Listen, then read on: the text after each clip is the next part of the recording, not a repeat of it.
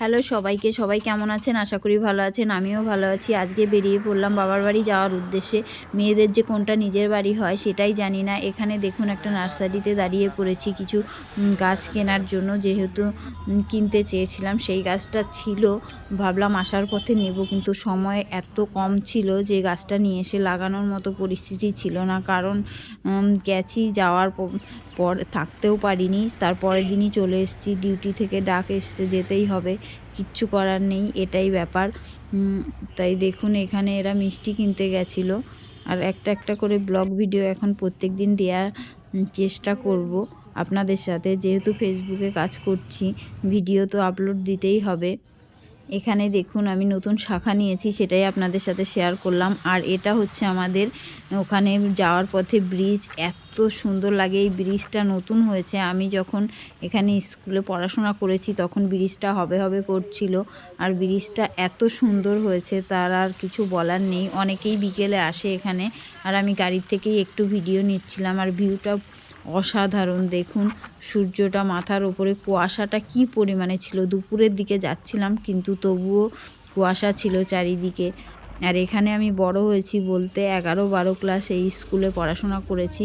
আমার খুবই চেনা পরিচিত জায়গা। আমার তো খুবই ভালো লাগে এখানে আসলে। এই স্কুলে আমি 11-12 ক্লাস পড়েছি। আমার মেয়ে তো দেখলেই বলে যে মা তোমার স্কুল। আর এইদিকে দেখুন আস্তে আস্তে চলে আসলাম গ্রামের ভেতরে। গ্রামের ভেতরেও পরিবেশটা দেখুন কি অপূর্ব সুন্দর। গ্রাম, যারা শহরে থাকে অনেকের গ্রাম পছন্দ হয় না, কিন্তু আমার গ্রাম সত্যিই ভালো লাগে, যেহেতু আমি এখানে বড় হয়েছি। আমার খুবই ভালো লাগে। এইদিকে দেখুন দুপুরবেলা, কিন্তু সূর্য মাথার ওপরে, তারপরও দেখুন যে কীরকম পরিমাণে কুয়াশা। আর এইদিকে দেখুন পদ্ম ফুল উঠেছে জলের মধ্যে, খুবই সুন্দর লাগছে। আর তার চারি সাইডেই দেখুন হাঁস খেলা করছে। গ্রামের পরিবেশ তার কোনো তুলনাই হয় না। আর এখানে দেখুন সারি সারি তাল গাছ, ভাইরাল তালতলার মতোই তাল গাছ রাস্তার সাইডে এখানটায়। আর দেখুন বিলটা কি অপূর্ব সুন্দর। সূর্যটা বিলের ওপর এসে পড়েছে জলের ছাওয়াতে, খুবই সুন্দর লাগছে। আমার তো খুবই ভালো লাগে এরকম গ্রাম। দেখুন শীতের সময় খেজুর, প্রত্যেকটা গাছেই কাটা খেজুর গাছে পাখিরা রস খেয়ে যাচ্ছে। বলতে বলতেই চলে আসলাম, যেহেতু সন্ধ্যের দিকে এসেছি। তাই এখানে সিঙ্গারা আনা হয়েছে, সেটাই টিফিন করে নেব, সিঙ্গারা চাটনি।